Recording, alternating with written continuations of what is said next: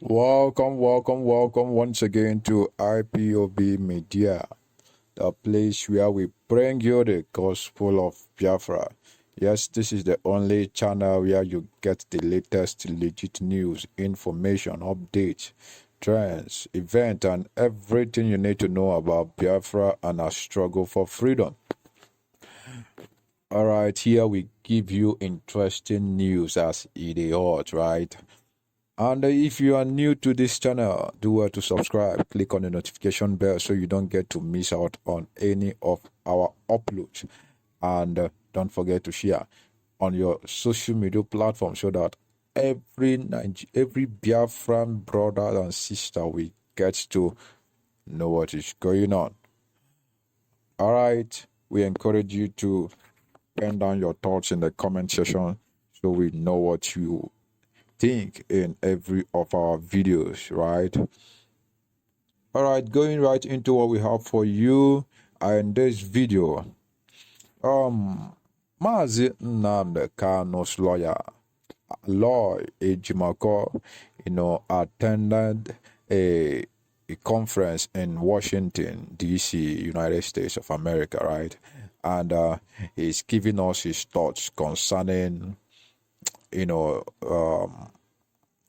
the detainment of our Onyendo Mazi Nnamdi Kanu, right? I'm so happy that they are making attempts to release him, right? And this conference was held in the Washington D.C. and he delivered a speech there. I want you to watch this video and see his speech. Hello, I'm speaking to you today from a remote location.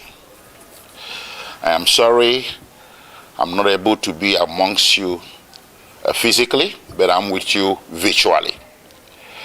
Before I start, let me observe the basic protocols by acknowledging the ambassadors for self-determination, the coalition of Biafran sons and daughters, the Friends of Biafra, gathered here today at the Washington Press Club, Washington, D.C., United States. I'm highly honored to be called upon to address you on the very important agenda of the day. But before I do that, let me thank the ambassadors for self-determination, the organizers of the event. My profound thanks to the two men behind this powerful organization, the two brothers. I call them the A-team, the Wankwo brothers, Ben and Evan. I thank you so much for bringing this event to fruition. Well, let me begin by saying this. Ben and Evans have been at the front line of propagating the cause for self-determination, defending human rights in Nigeria, and calling for the release of Mazi Nnamdi Kanu, who is the subject matter of this very event today. Of course, the other subject matters, such as the right to self-determination and the persecution that is being levied against Christians in Nigeria in this current era. Ben and Evans, I thank you, and I thank all those who are behind you, seen and unseen, and your professional crew and all that, and so many other people that I really do not want to mention here. So having said that, I would not burden you with slogans or sloganeering. I will not tell you what you know already. I will tell you what you don't know. Or what you know but you don't know all of it. Well, last week I met with Mazi Nnamdi Kanu at the headquarters of the Directorate of State Security in Abuja, Nigeria. And I did inform him of this event coming up. And he was very happy. And he asked me to ensure that I speak and do a video to be played to the participants in this event. So today I'm wearing two hats. I'm speaking on behalf of Nnamdi Kanu. I'm also speaking on my own behalf. My name is Aloy Ejimako. I'm the special counsel to Mazi Nnamdi Kanu and the indigenous people of Biafra. And I'm speaking to you from a location in Nigeria.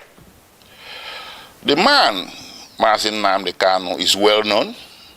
He's everywhere. He's on Wikipedia. He's an internationally acclaimed freedom fighter. But there's just a few things I need to tell you about him. What brought him to limelight was the formation of the indigenous people of Biafra in the United Kingdom in 2012. Simultaneously, he also founded Radio Biafra. And these two organizations were aimed at one thing: liberation for the people of Biafra, or restoration of the former Republic of Biafra that went defunct in 1970. The right to self-determination is a right that is guaranteed internationally, domestically, and continentally. It's within the black letters of Nigerian law at Article 20 of the African Charter on Human and People's Rights. The right to self-determination is guaranteed. So the formation of IPOB did not break any law. Not laws of United Kingdom, not international law, not Nigerian law.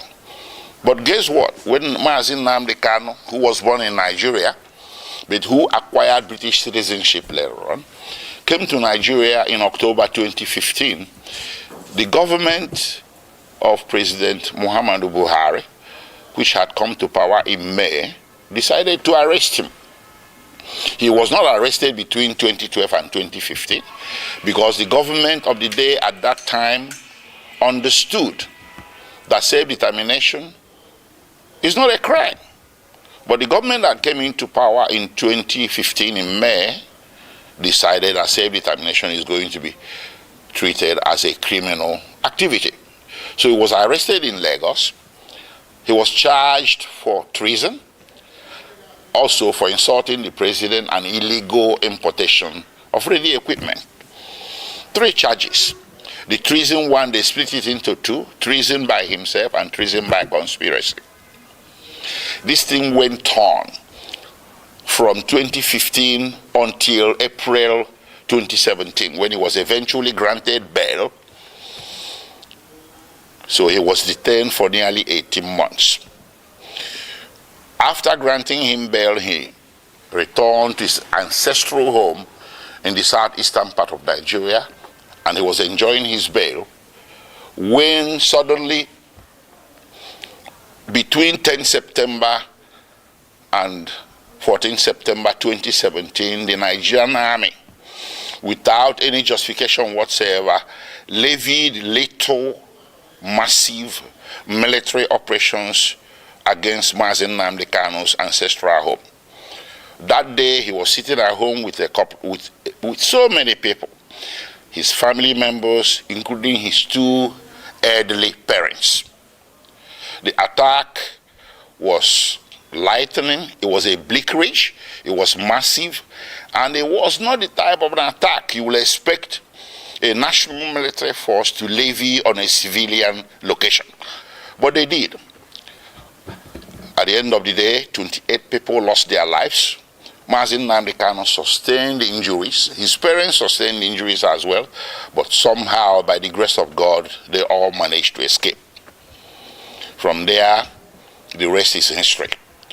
And because there was a national and international manhunt for him by the security forces, which rules of engagement was to shoot, not to maim. If you see Nnamdi Kanu, if you encounter him anywhere, shoot not to maim. Not to maim, but shoot to kill.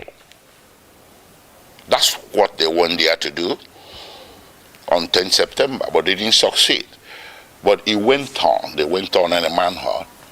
So Nnamdi Kanu was forced to flee the municipal boundaries of Nigeria in search of safe haven overseas. Eventually, in May 2021, he settled in Kenya. He entered Nairobi and settled in Kenya somewhere. He never knew that Nigerian security forces, the international branch of it, were laying in wait for him. They laid an ambush for him. So on 19th June 2021, he drove himself to Jomo Kenyatta International Airport on a personal errand. As soon as he drove into the parking lot and alighted from his vehicle, several well-armed security men suspected to be of a mixture of Nigerian and Kenyan security forces swooped on him, grabbed him, abducted him, and put him forcibly in a vehicle and drove away. Well, they didn't take him to the police station. They didn't take him to immigration because he was a foreigner. He should have been taken to immigration. They didn't take him to any official law enforcement facility. They took him to a secret location in Nairobi, a non-official secret location. So in effect, they disappeared him. And they kept him at that secret location for a whole 8 days.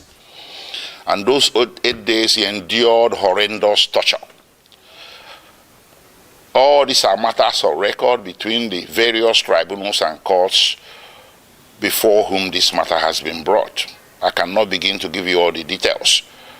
Horrendous torture in violation of basic human rights, in violation of the laws of Kenya, Nigeria, and the international community. When Nnamdi Kanu was abducted on 19th June 2021, the proper thing that should have been done is to take him to a police station, from there to a court. And then if you wanted him back in Nigeria, you subject him to what is called extradition proceedings. This is a basic tenet of the law that you see in the laws of any nation. Kenya has an extradition act to which Mazi Nnamdi Kanu should have been subjected. But guess what? They didn't do that. They rather disappeared him for 8 days, tortured him to their heart's content. And on 27th June, they secretly brought him out from this location and took him through the back doors, evading Kenyan immigration, direct to the tarmac of Jomo Kenyatta International Airport, Nairobi, where a private plane was waiting. They bundled him into the plane, chained him to the chair, and everything. He endured 5-6 hours flight from Nairobi to Kenya in the most excruciating circumstances.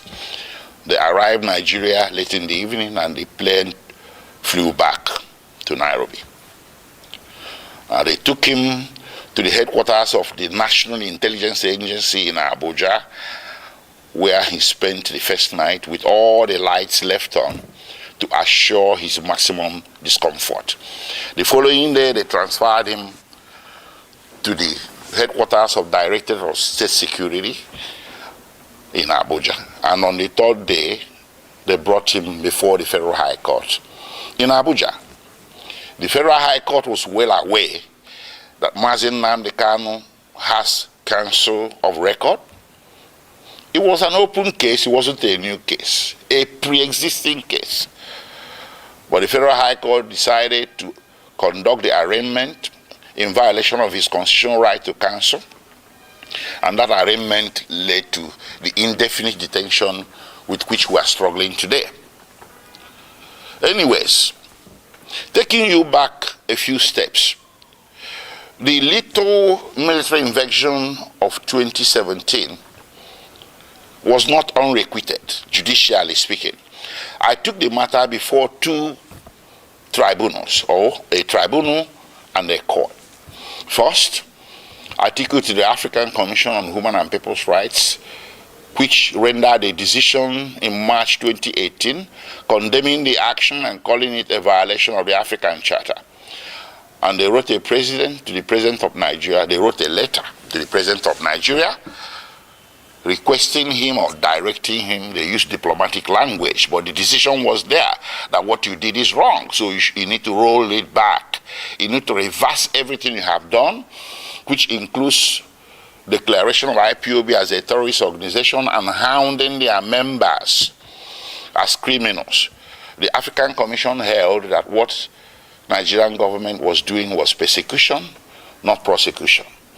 That the IPOB and its members simply possess an inconvenient political opinion which the Nigerian government was seeking to suppress by means of punishment of some sort.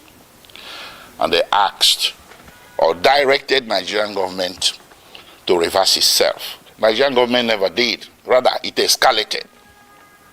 Well, subsequently, I went to a local court, a high court in Abia State in eastern Nigeria. I sued the Federal Republic of Nigeria, the Nigerian Army, and other parties who were Confederates in that attack of September 2017. And in January 2022, fortunately for us, we won. The High Court made an order. The High Court reached a judgment that what happened to Nnamdi Kanu in September 2017 was a flagrant violation of his constitutional right to life and constitutional right to his privacy.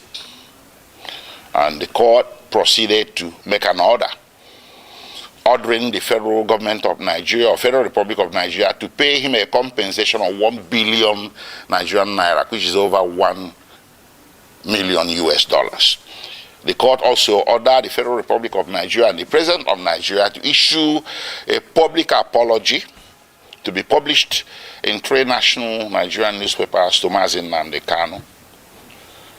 None of this has happened.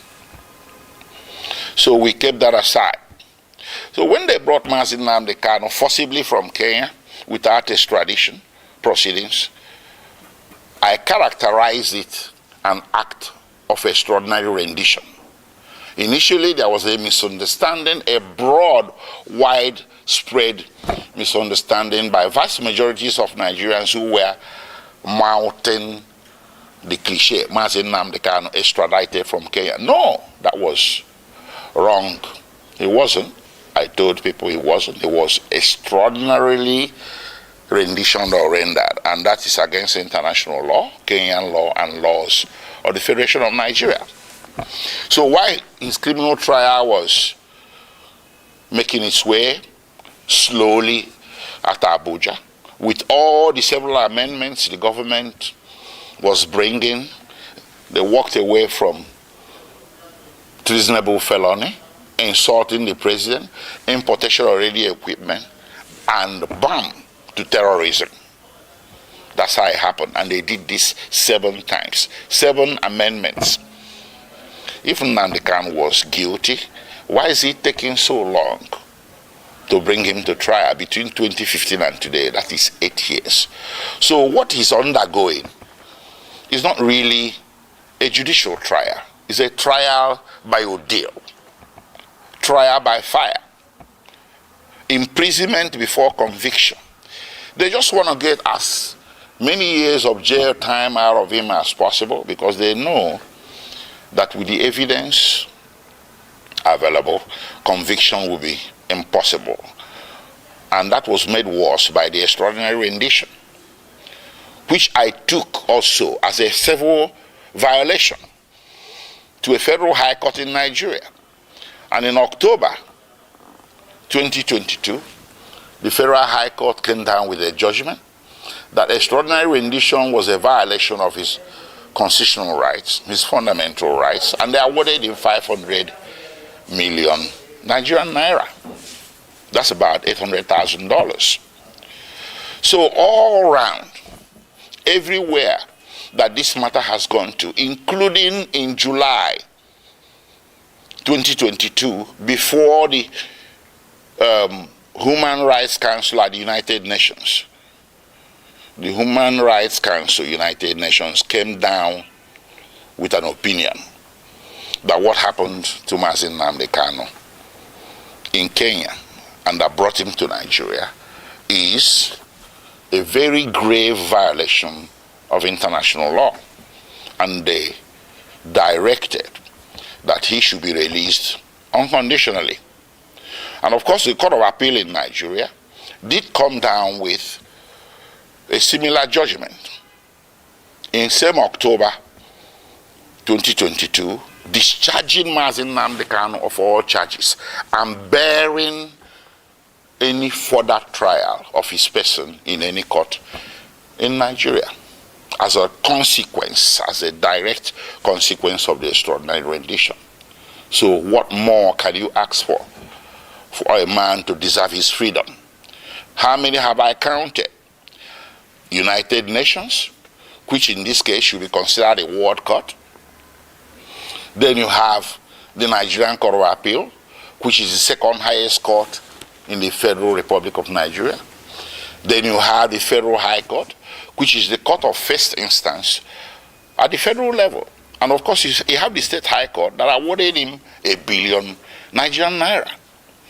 So between 2015 and today, 8 years and running, Mazi Nnamdi Kanu has snagged 4 major victories against the Federal Republic of Nigeria, with Federal Republic of Nigeria winning nothing. What more do you need as stark evidence, affirmative evidence that what is happening here, ladies and gentlemen, is an act of persecution, not prosecution? It's time to end it. On his behalf, I will ask all men and women of goodwill everywhere in the world to speak up. There was this saying about Jews. When they came for the Jew, you said nothing. When they came for the Jew, you said nothing because you're a trade unionist. Then when they came for the trade unionist, you say, well, I'm a scientist. You said nothing. They took the Jew, they took the trade unionist, and then when they came for the scientists, nobody spoke for you. Mazi Nnamdi Kanu is a poster boy for all the injustices that a great race, the Igbo people, and their cousins in the former eastern Nigeria have been subjected to since the founding of Nigeria. These injustices became more public because since 2015 they have been escalated. So how do you fight back? You fight back by telling the system, I want out. I want my own country is not a crime. It does not require a bullet. It doesn't require muscular military law enforcement. What it requires is sitting across the table and talking about it. A lot of nations have been founded on referendum. That's what Mazi Nnamdi Kanu and the indigenous people of Biafra were asking for. That led to all this conundrum, to all this saga. So, ladies and gentlemen, I salute you. I'm grateful that you gathered here today. You responded to the clarion call by the Nwankwo, Ben and Evan, the ambassadors for self-determination, the sons and daughters of Biafra, and the friends of Biafra. For those of you amongst us who are not Biafrans, I thank you profusely, and I ask you to, when you leave Washington Press Club today, I want you to speak up for Biafrans, speak against their persecution, speak up for the unconditional release of Mazi Nnamdi Kanu, and may God bless you for that. Again, my name is Aloy Ejimako, Special Counsel to Mazi Nnamdi Kanu, speaking to you today, May 25th, 2023. Thank you very much. All right, you've heard it all from Mazi Nnamdi Kanu's lawyer, Aloy Ejimako. I want you to tell us what you think, right? I understand that we are all angry about this whole situation, right? Let us know what you think in the comment section. And also, if you're here to criticize, please do so in a respectable manner, right? Okay, if you're not yet subscribed to this channel, please subscribe, click on the notification bell so you don't get to miss out on any of our videos. Also, don't forget to share, right, so that everybody will get to know what is going on. Thank you very much. God bless.